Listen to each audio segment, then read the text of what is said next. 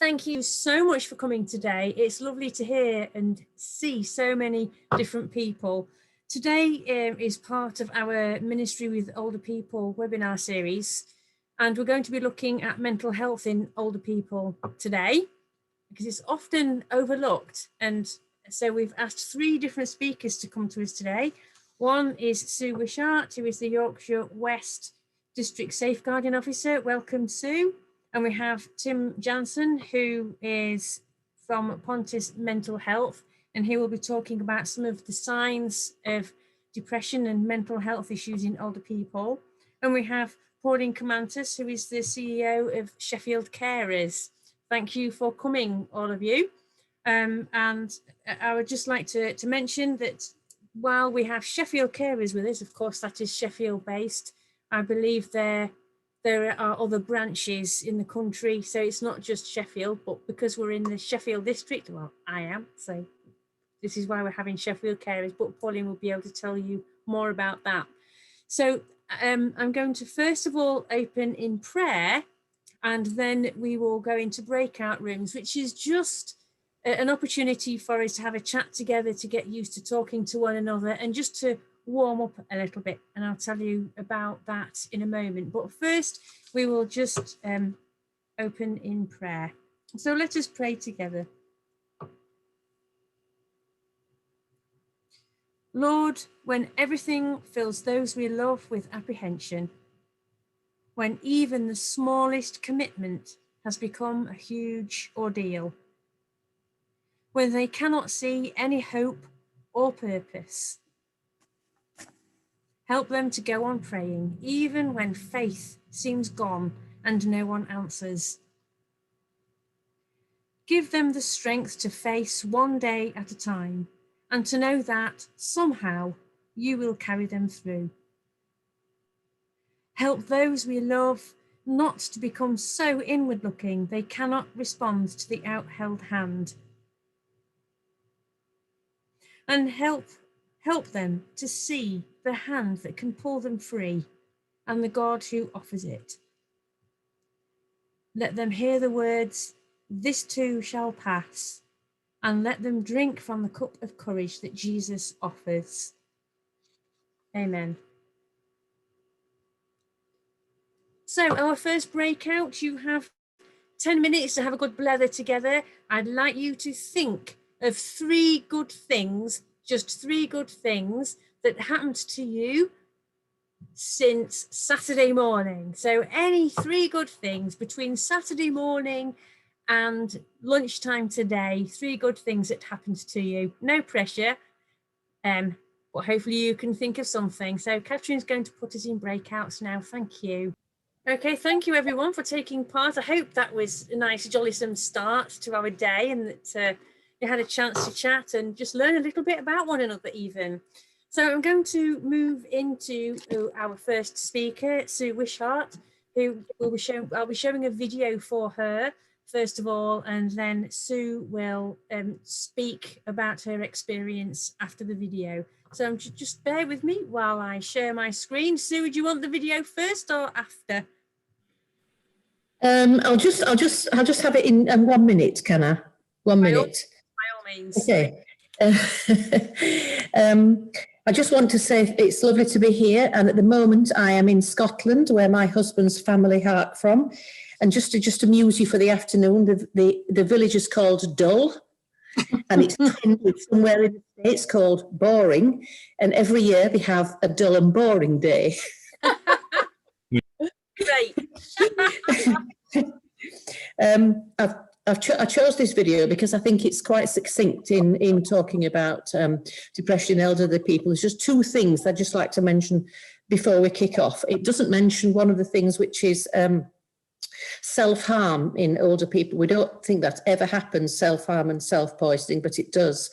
And there are 5,000 people, elderly people, hospitalised every year for that. And the people who do self-harm are 150 times more likely to commit suicide, which is 3 times higher than self-harmers in the younger population, which is a bit of an eye-opener, I thought. And also the other thing is a lot of people don't think about people with dementia having depression, but that is quite a common thing. So if we just pop into the video now, and then I'll tell you a little story afterwards.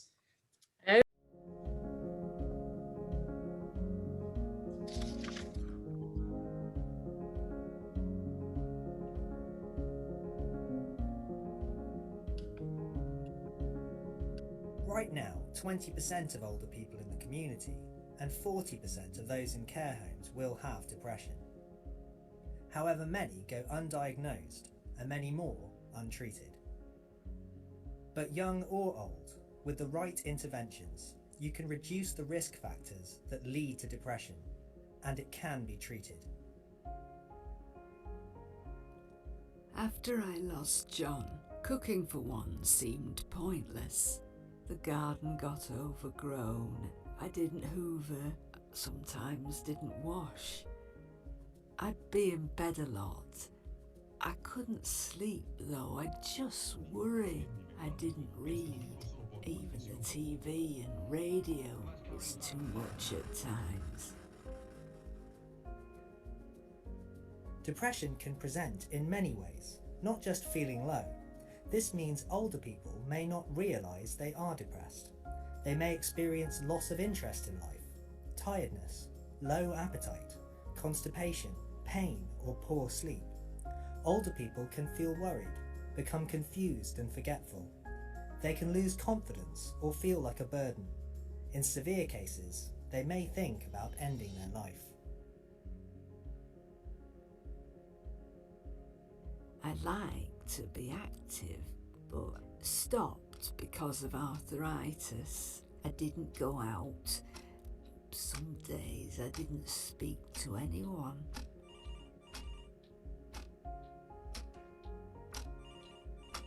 Most of my friends have passed now, and I didn't like to bother my daughter. Loneliness, bereavement, long-term illness, being in care and hospitalisation are risk factors for developing depression. Having a history of mental health problems like dementia can play a role, as can excessive drinking and fuel poverty. This means that depression in later life is common, but it isn't inevitable.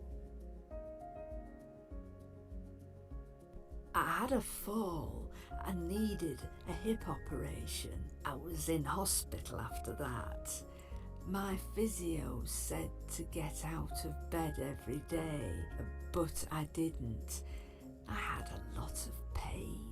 People came round, but I felt so guilty that somehow I was a bad person for causing trouble.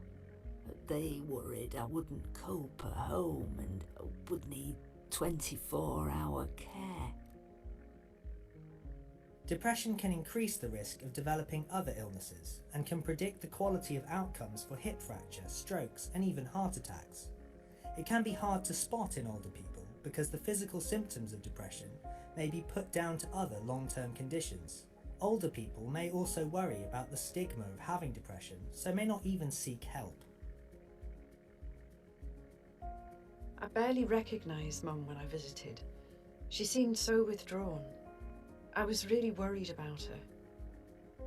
And although she was asked about pain, her breathing and other things, no one asked her how she was feeling, how she was coping with everything. I tried to visit as much as I could, but with work and my own health problems, it was so hard. It can be difficult for carers seeing their loved ones suffering with depression. Support for them is vital, as they are at risk of depression themselves. Once it was recognised that Mum was depressed, she got help and so did I. She was started on medication and was referred for talking therapy to help with her grief, as well as coming to terms with her physical health problems.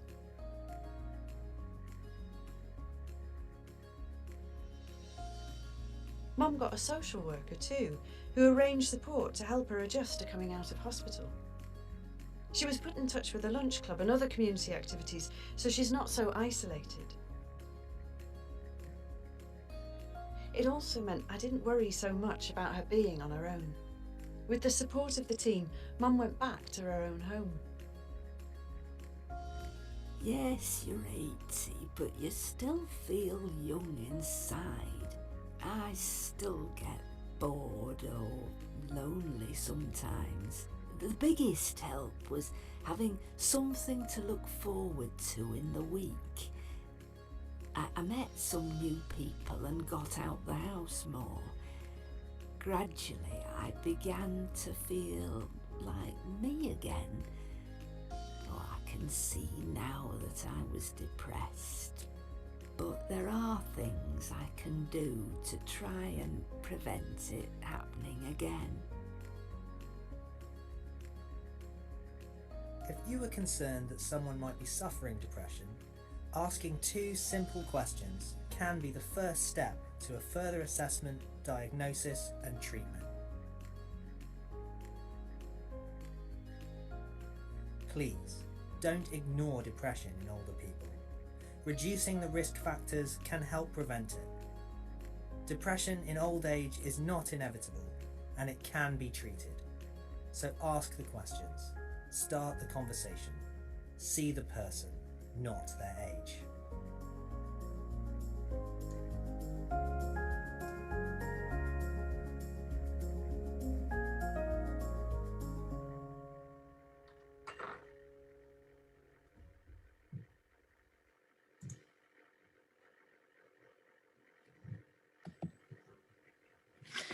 I thought that was really quite interesting, and some of the things stood out for me was no one asked her how she was feeling, and and sometimes we realise what an excellent job a lot of our pastoral visitors do, going and actually seeing people, giving them something to look forward to. I've been dealing with an older chap for the past probably 9 months now. The minister phoned me up to say she was a bit concerned about him. He was suffering from depression. He's single. He never married the mother of his son, and he hasn't seen him for years. And so he was by himself. He spent his life working all hours and has really no friends at all and no outside interests. And so he'd ring me and we'd have a chat probably every other day for all the time that the lockdown. And then when I could, I'd go around to see him. And what we started to do was we'd go and sit in the garden, and then we'd go for a short walk around the block. I think things just to try to gradually bring him out of himself, because obviously with the government saying, you can't come out, people tended to get really, really anxious about coming outside, about seeing other people, even though they've said, well, actually, you can come out now, you can walk about. He just thought, something's going to happen to me. I'll feel so guilty if I give it to anybody else. And I said to him, but you haven't got anything wrong with you. By the time then we'd moved forward a few steps, he had to have a replacement knee. Then that went wrong, so we were sort of back to square one. But I continued supporting him, even just by telephone, and he'd say things to me like, you make me feel a bit more positive. You're the only person I actually speak to. I really miss going to church on a Sunday. I know I can go in with a Zoom, but it's not the same as seeing people. And I think sometimes, when we used to seeing people all the time, it's very difficult to imagine what it must be not to see another human being from one day to the next, or from 1 week to the next. And eventually the pastoral visitors started to come out again. They did his shopping. And then as time has gone along, I said to him, well, now you could actually go with the pastoral visitor shopping, which he did do. And then the churches opened up again. And then he was saying, I said, you must have some interests. And I could see there were various ballroom dancing trophies on his sideboard, but he didn't want to do that. And I said, well, what other interests have you got? He likes steam trains. And I said to him, well, why don't we have a look at the Worth Valley Railway? They'd be quite keen to have volunteers there. And he rang me up this morning, and because he hired a car after a bit of encouragement from me, because otherwise he was stuck in the house. And he said to me, I just wanted to tell you that yesterday I went over to Haworth and I just sat and watched the steam trains, and I've made inquiries about being a volunteer on the railway. And I said to him, you've made my day, because he somehow got from never leaving the house, just with gentle encouragement. And it's taken a few months to have something to look forward to. And I think, and something that he's interested in is really important to all of us, to have something that we're interested in, to have something that we'd like to be a part of. And obviously he can chat now to other people who are interested in steam trains the same as he is. And I think that's quite an interesting thing. And I think when we're going to do some training with our pastoral visitors, it's sometimes to try and help them understand, if they can, what other interests that other people might have. If anybody's got any, are we doing questions, Siggy, at the end? Yeah, there'll be a plenary later on, but what we're going to ask people to do is to go into breakouts and have a chat together about the video itself and what you've shared, your story, and maybe what struck them about what the video had to say and what you've had to share. And there will be plenaries later on in the session. But thank you, Sue. So if Catherine can put people into breakouts and you can have a chat about what struck you about the content of the video or Sue's experience. Okay, welcome back, everyone. I hope you managed to have a bit of a chat about what you'd heard and what you'd watched. And I'd like to welcome Tim now, who is going to take us through the next section. He is from Pontus Mental Health and does a lot of mental health first aid training, etc. So he's going to give us a very whistle-stop tour on what you might look for and what you might do about it. And of course, if you need to know more, then Tim can help you with that, and training is on offer, but I will leave him to tell you all about that. So Tim, over to you. Thank you. Okay, brilliant. Thank you, Siggy. I'm sorry for the bad image quality. I'm suddenly on my laptop, but I'm sure it's going to be okay. Good. So, mental health and what did you decide to say? Older people? Is that what we're saying, or we're saying third age? What are we saying? You can use whichever term you see fit, but okay. Third age is fine. Okay. So mental health and third age, I think, it's really interesting, because quite often I get asked to say something around mental health for specific groups. So often for young people, for young parents, for adults, for people in a specific situation. And the thing I always say, and I'll say this for this group as well, for third age, in general, the way mental health works is not different when you're 65, 75, or whether you're 16 or 17. The main idea of how our mental health works, the idea of how we take stress on board and how we cope with that, all those things are the same. They're just specifics around situations and specifics around what you could say age that I think are important to think about. Give you an example of that. For young people, for instance, I quite often talk about context. When they encounter difficulties in life and that gives mental health problems, then the context of not having experienced something like this before, of not understanding that life has its, its ups and downs, makes it really difficult for a young person to engage and to problem solve it. There's for someone in third age, that is of course not the case, because there's a lot of wisdom, there's a lot of experience, life experience. And so context is really a strong point for someone who's older. But there's another downside, and I think perhaps one of the more well-known ones are the things that our brain does become a bit less as we get older, although that's not completely true, but some functions take a bit of a backseat. Things like memory, sometimes problem solving, and also how many balls we can keep up in the air at once, if you like. Yeah. When we get a bit older, that becomes a little bit harder. So specific things to age. I think that the biggest thing probably with that is that throughout your life, you got better and better at things. And then later in life, suddenly you get less good at certain things. And that is really difficult to accept. in our physical, in our body, but especially in our minds, because it feels like we're losing something very intimate, perhaps even more intimate than the loss of function of our body sometimes. So I think that's really the big difference between the two. I don't know, I can't see everyone, Siggy. How many people do we have? We have 30 people, so that's 25 actual participants. That's absolutely fine. Okay, so a question for you. I think everyone can type in the chat. Is that right if you use the chat? Is that okay? Yeah. There's a question for you that I would like to ask you is, what else do you think is specific in third age that can create mental health difficulties? So what is there in the life of someone who's a bit older that is perhaps specific to that age group, which makes it more difficult in life? And if you could type that in the chat, and we'll pick a few of those up maybe.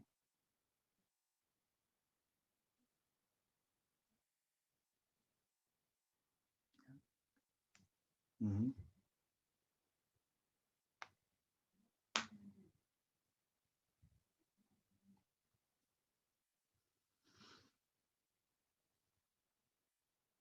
Yeah. Okay. So please feel free to add more while we go over it. So a common theme I see a few times is the idea of housebound and social isolation. Yeah, especially during COVID, I see one comment that's a really big one, and that directly is really important to pick up on, because isolation, like I said, general mental health is actually the same for someone who's 15 years, 17 years, or whether you're 65 or 75. Social isolation is a problem. It's a big problem to our mental health, regardless of age. But yes, you're true, in third age, that is much more likely to happen. And I saw some other things as well, as loss of bodily functions. I'm not able to go out anymore. During COVID, of course, we're limited by the things that happen. I see technophobia, perhaps also the, how am I going to get from A to B, a very practical thing. And those things have really big impact on our mental health. So I guess that first group I would like to call is that idea of isolation, being stuck in the home. Isolation goes a bit hand in hand. The second thing I see is a lot around loss, isn't it? So loss of friends, loss of family, loss of a relative, loss of a partner, but also loss of mobility, loss of independence, loss of hearing, sight, and sometimes, things like loss of being able to go to the toilet in time, things like that. They're very intimate problems. So it's quite a big deal to let go of that. So there's the category of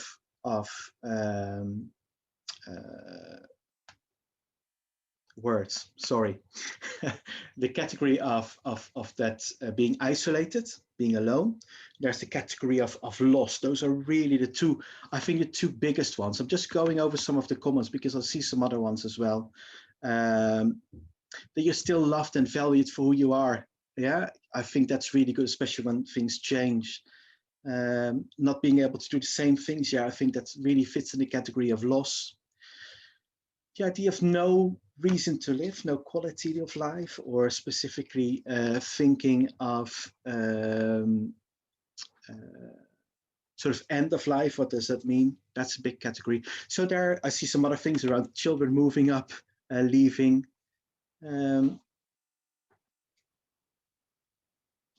Yeah, loss of independence again. Yeah.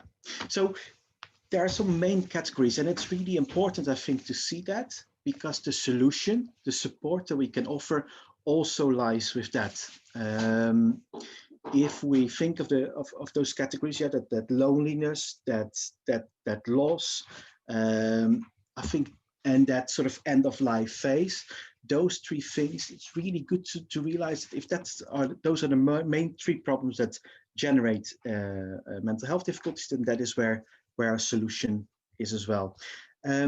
Siggy, could you give me a 5-minute warning before it's time to move on, before my session ends?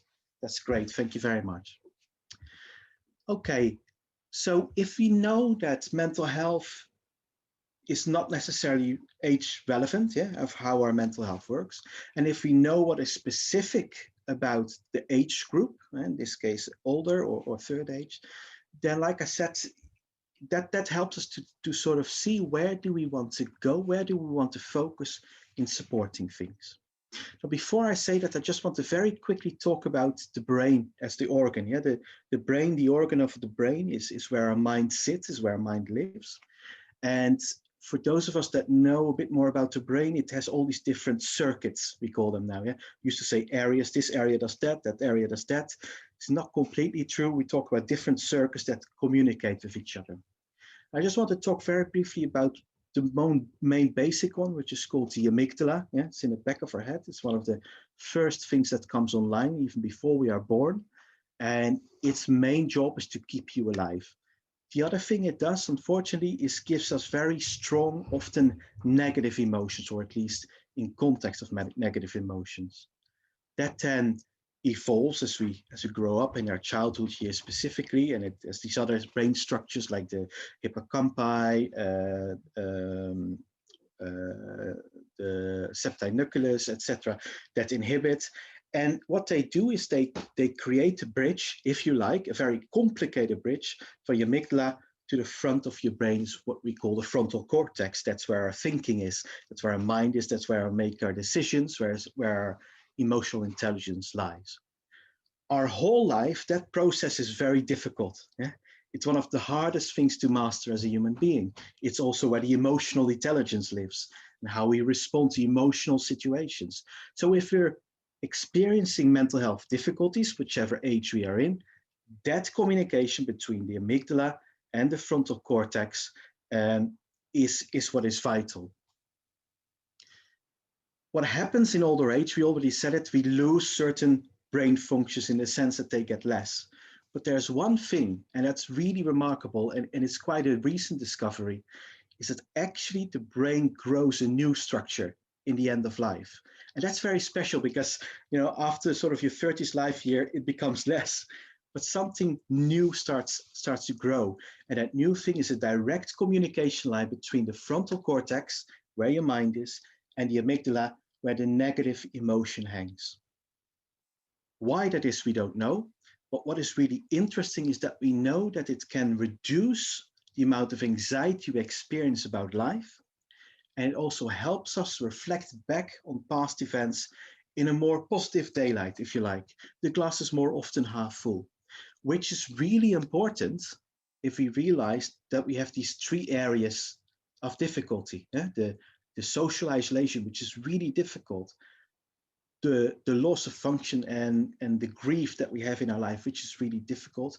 And then the fact that life is going to end, which can be very difficult, at least the life that we know on Earth. So our brain is already helping us. I think that's very encouraging. Then the last thing to say, and I said it already, so we've got there, we know that our mental health responds in a certain way. It's not relative to age. We know what is specific to our age. We now know that our brain is already naturally trying to help us cope with this period of life. What then remains is what can we do to support others or ourselves in this situation. And actually, it is the same thing. On one hand, it's the same thing that goes for all of us. Yeah, the same thing we can do for all of us to help us cope. It's the things like exercise, it's the things like diet, it's socializing. Yeah, so everything that improves our mental health for any age also goes for people of third age. If you want to know anything more about that, there's plenty of information online. I don't have time to go into it, but I think you get the main gist of that. There are good courses to do as well if you want to learn more about that, like mental health first aid. It's brilliant. Go online and look at Mind is a good organization to look with and see what's good in general for mental health. That is good for people in third age.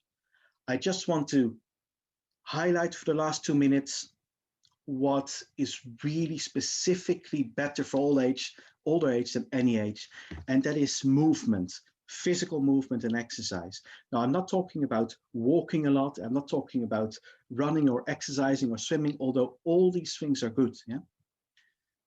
what we've discovered in the study of people of older age is every form of physical exercise,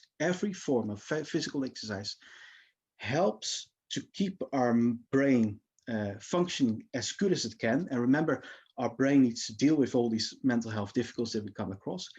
It enables and it stimulates the growth of the pathway between the frontal cortex and the amygdala. And the last thing that it does is that it sort of keeps our brain at the highest functioning it can. So any form of exercise, any form of going out, and if you think, well, I've got a loved one that can barely walk, what can they do? Just to say that this study was conducted even to the level where people with Alzheimer's and dementia in a care home, and they measured the difference between people who chewed their food and did not chew their food. And the mere exercise of chewing the food made a difference to the development and growth of that pathway in the brain. So any form of exercise, any form at all, for people of third age is really incredibly important, just like all the other things, socializing, having a place to talk about things, doing things that make you happy, etc., etc. I think that's 15 minutes filled, isn't it, Siggy? That's time done. Yes, it is. Tim, thank you so much for that. That's really helpful and interesting. And I'm going to put us into breakouts now. I would like you to think about what you learned from Tim. What is there anything you might do differently as a result? And maybe there are questions that you might want to ask him. We will be following with the 10-minute plenary. So what did you learn from Tim? What might you do differently? And do you have any questions? Tim, if you will hang around afterwards, that will be great. I'll hang around. Yeah. Super. Catherine, could you put us into breakouts, please? Okay, thank you for coming back, everyone. Bye-bye, Pete Whittingham, who has to go now. I would just like to, I'm just going to ask each group to offer up, if anybody from each group wants to offer up a question, and I can kick that off first. So give people time, a chance to think. If there are any comments that you'd like to make, so if there were comments that you talked about rather than questions, feel free to put those in the chat, and I will do so with our group later.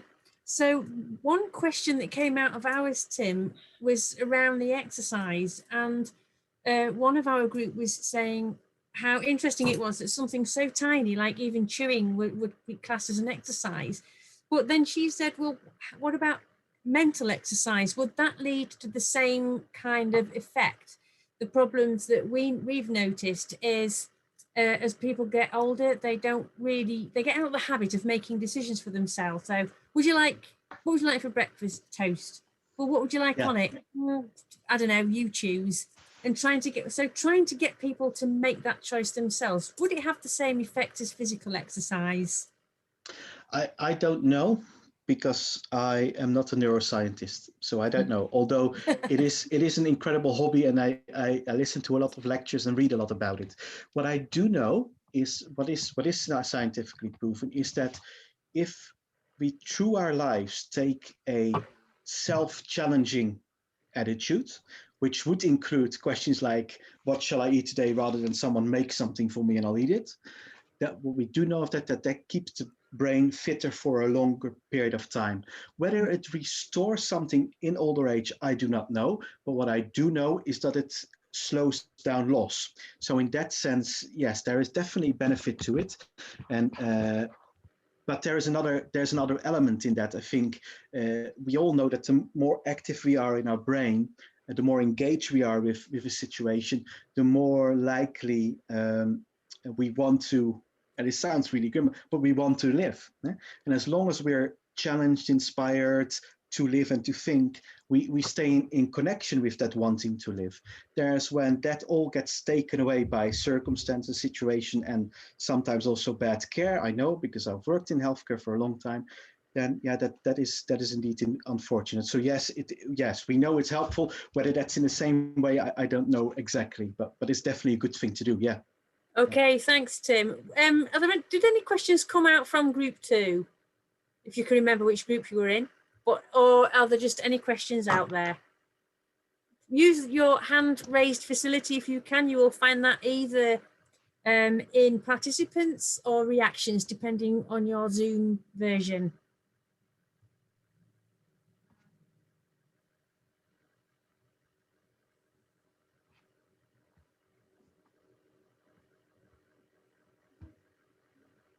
Oh, we have a hand up from Paul King. Hi, Paul. What's your question? If you would like to unmute yourself first. You're still muted. There we go. I don't know what number of group I was, but we found ourselves being very interested in helping people before old age to make sure they've had an interesting life. I mean, some people seem to believe in living simply. Well, yes, but if it leaves you with nothing to think about when you're sitting in your armchair in old age, that's bad news. So that the message I wanted to share, and which I think other people were affirming, was let's make sure we prepare for inactivity by having plenty of mental and physical activity previously, something to look back on, something to rehearse, something to have an ongoing interest in. Okay, thank you, Paul. Any comment that you'd like to make back to that, Tim? Yeah, no, I think that's always a good thing. Although, as it is with physical, it is also with the brain. Not using is losing. The fact that I used to do a lot of exercise doesn't show at the moment anymore. And the same is true for the brain. So yes, I agree. But with that, a simpler life doesn't mean no challenges. So it's you know, choosing to scale things down doesn't mean you don't have any challenges. It's about picking the challenges, both physically and mentally, that are suited for where you are at this time, whatever that is. Okay, thank you. Neil Harland, you had your hand up. Yeah, just we had we got into a bit of a discussion in our group about possibly different activities which might be helpful to help men engage and be physically active and engage with other people, to kind of what might be appropriate for women of the generation that we're talking about. And then we wondered whether actually the way that the brain copes or propensity to suffer from mental health difficulties was different for older men than it was for older women, or whether there's no difference at all. I'm not 100% sure, Neil. What I do know is what I just said about exercise and challenging. Those are relative to both male and female. So in that sense, there's no difference. I don't know if there's. I think it's more about the person than it is about gender. In this case, it's more what fits well with you, what goes well with you. That is, you know, in the balance of exercising both the mind and the body. That is probably the way to go. I'm not aware of specific big differences in that area between men and women. I don't know. I don't know specific, sorry. But I would be surprised if there is actually. That's, yeah. Okay, one more question.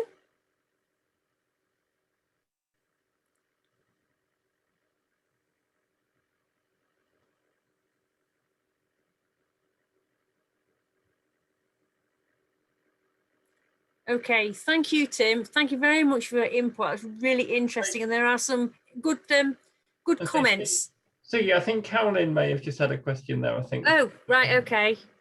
Sorry, Caroline, didn't see you without the hand function. Do you have a question? I put my proper hand up. I don't know how to find the hand function, sorry. It's more a comment than a question. In the group I was in, we were talking about allowing the people that we have contact with, allowing them to do things. For example, if I went to visit somebody, I would let them make me a cup of tea or a cup of coffee. I wouldn't say to them, I'll do that for you. 2 reasons. 1, it's a bit of exercise, which I hadn't thought of before. And 2, you're also allowing them to keep a bit of their independence. And the way we ask them about what they want to eat, you know, like you were saying earlier, Siggy, about what do you want for breakfast, toast. Maybe if we found a different way of asking them, you've got a choice of, I don't know, Weetabix, cornflakes, toast. What would you like today? Might also enable them to engage their thought processes a bit more. Thank you. Thank you for that, Carolyn. Thank you. Okay, I would like to introduce our next speaker, Pauline Comantis from Sheffield Carers, and she's going to help us. Well, she's going to tell us about who cares for the carers and what support is there for carers. Now, Pauline, do you want to show your own PowerPoint? You are co-host, so you have the ability to do that if you wish. I'm quite happy to do that, Siggy. I won't put it up just now because the first bit of what I'm going to say is just me talking, yeah. And I'm conscious of time, so I reckoned on 10 minutes. Is that still okay? Yeah, that's fine. Do wave at me when if I'm rambling on for too long, please. I'll give you a 3-minute warning. Okay, thank you. Thank you, Pauline. Fire away. Okay, thanks, and hello everyone. Yeah, Sheffield Carers Centre, it's a local charity. We've been around for 27 years. We are here for carers in Sheffield, but I know that there are people here from other places, so I'll just mention that because of the quirks of how legislation works in adult social care, if a carer anywhere in the country is looking after somebody who is a resident of Sheffield, that carer is entitled to support from us. So it's about where the person who receives care lives as much as about the carer. So we do actually do a lot of work with carers who live around the edges of Sheffield, Barnsley, Rotherham, Doncaster, Derbyshire, and so on. So that's just a little thing to mention.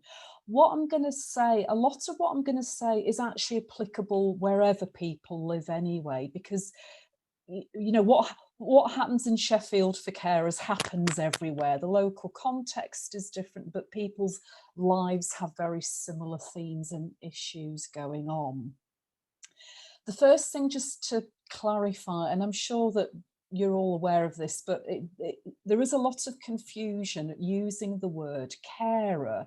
So I always like to just make it clear we're talking about somebody who's looking after usually a relative, and they're not getting paid. It's not a paid job I'm talking about. It's somebody who's looking after a member of their family out of love, out of duty, because it's a member of their family, somebody close to them.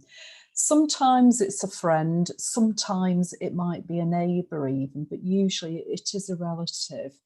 And they're doing that for people who need support for any reason. It could be because of old age and frailty, could be mental health issues, physical health, chronic health conditions, disability, or addiction. So the reasons why somebody is involved in providing care and support are very, very broad. I know we're talking about mental health today, but we're here for carers in any sort of caring situation.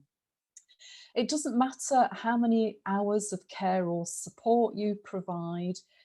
If it's 1 hour a week or 100 hours a week, you're still a carer in our terms.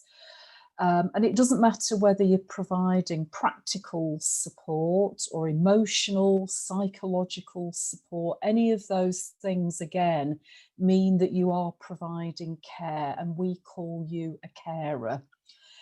Just to distinguish between care workers in care homes or domiciliary care services. The big thing, one of the first barriers that carers face is that they don't use that word to describe what they do either. So people will say things like, oh, you know, I keep an eye out for my mum, but I'm not a carer, I'm her daughter.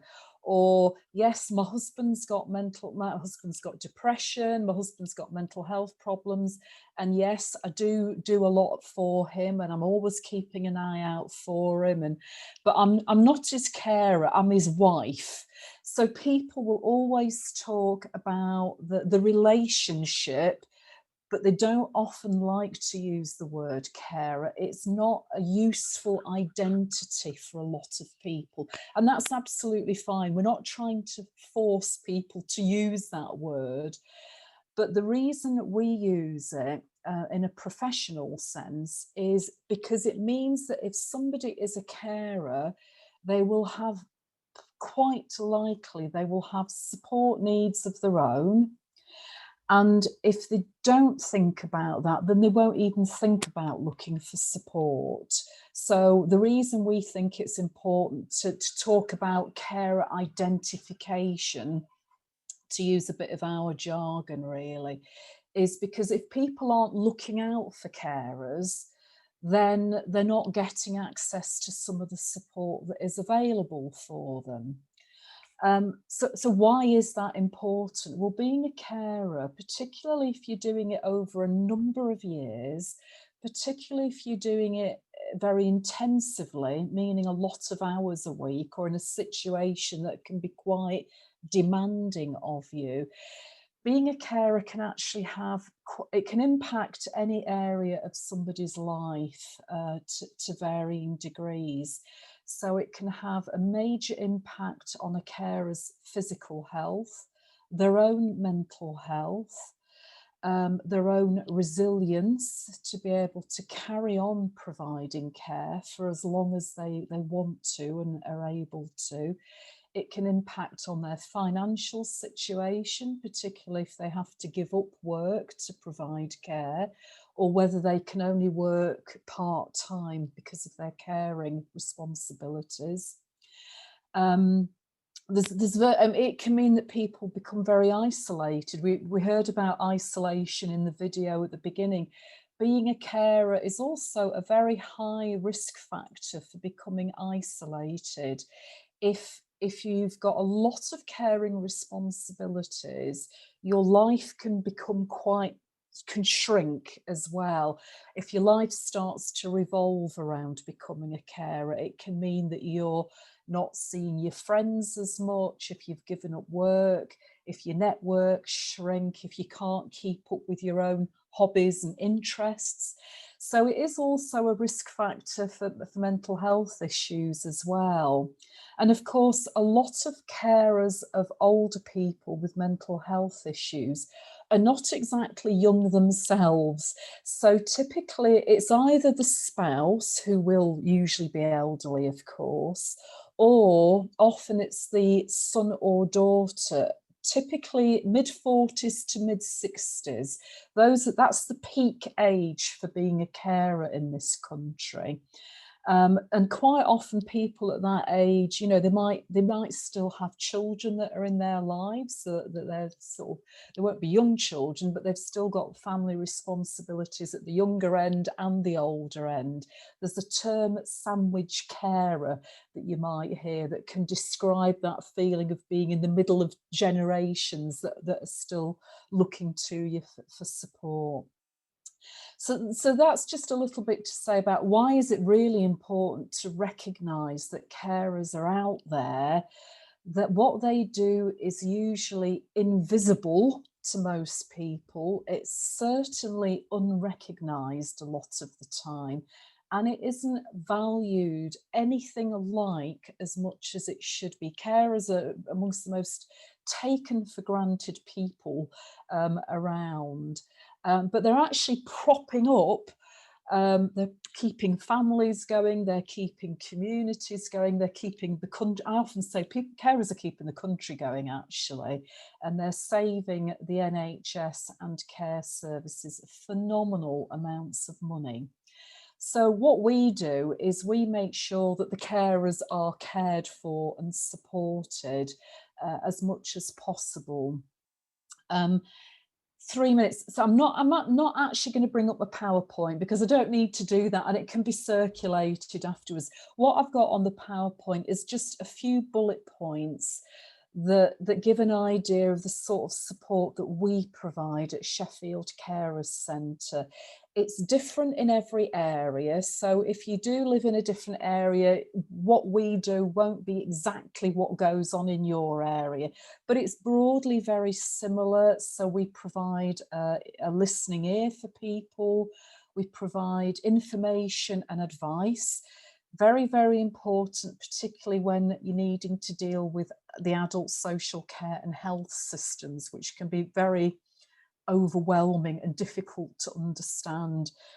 Things like the benefits system, we provide social contact and activities.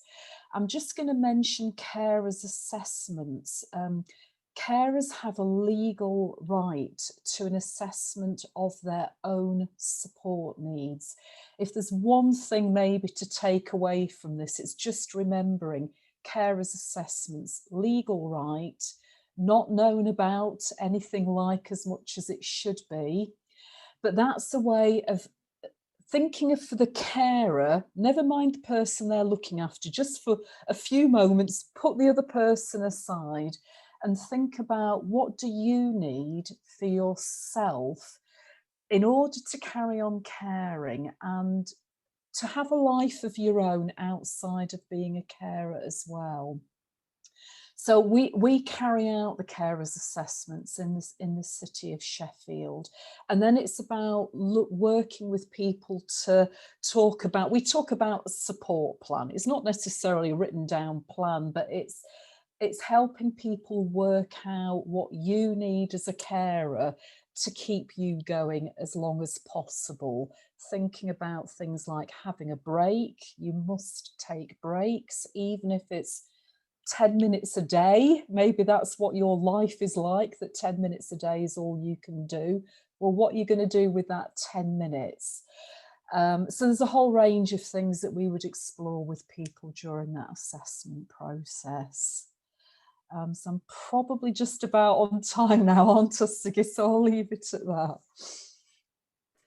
Thank you so much, Pauline. And I'd just like to reiterate what Pauline has said. Having used the services myself, is that, you know, sometimes when you're on a plane and they say, you know, you put the mask on yourself before helping others, that's what you need to do as a carer. You have to, it's not selfish to look after yourself.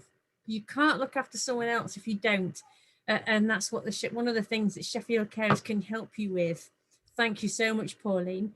Pleasure. Does anybody have any questions or comments for Pauline? Is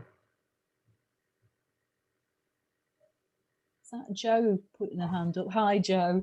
Hiya. I'm just wondering, is there any sort of, forgive me if you've said this and I've missed it, but like support for carers once the person they're caring for has passed away? Or because I found a lot in our establishment that, like, because they used to come into carers clubs and they bring the person they're looking after to this, that, the other, their life has completely disappeared. And then when they lose the person that they're caring for, you know, it's, I think that's definitely a second wave of bereavement, really.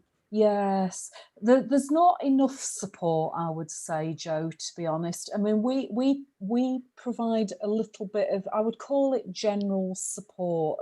It's more of a listening ear and maybe giving people a bit of advice and maybe information at that point. It might include specific bereavement support. So we will always signpost to bereavement services in Sheffield. But you're right, sometimes the bereavement support is only one bit of what people need, and it can be, well, how do you rebuild your life again, actually? Yeah. If caring has been your life, then like you say, you can feel left with nothing. Yeah. And I think that's where probably we can do a little bit of that, but not very intensively, I have to say. Okay. Yeah. Okay, thank you. Okay, thank you very much. Helen Coates and then Chris Hawke. Helen, fire away. Pauline, if we said as local churches or as individuals that are linked to local churches, right, we want to help carers, are there a few things other than encouraging them to go and get a carers assessment? What could we do? Kind of fairly small things that perhaps individuals can do, or maybe there's something that you think, oh, I wish the churches would take this on. What are your thoughts? I think the first thing you can do is actually start noticing if somebody has got caring responsibilities. If you know somebody that you can have that conversation with to sort of lead them to realise that they are a carer, that's hugely important actually, because even though we do a lot of trying to reach carers, there's about 90,000 in Sheffield at the moment. We can't do all of that. We can't possibly do that on our own. So the whole city being involved in that is really valuable. Once people, and then you might say, well, now what do? You know, we know somebody's a carer. So signposting them to us is very useful. We've got a thing called registration, which doesn't sound very friendly, but actually what that means is we send them a welcome pack with information, with a carer card that says basically, I'm a carer, place for 2 emergency phone numbers. There's useful things we can send people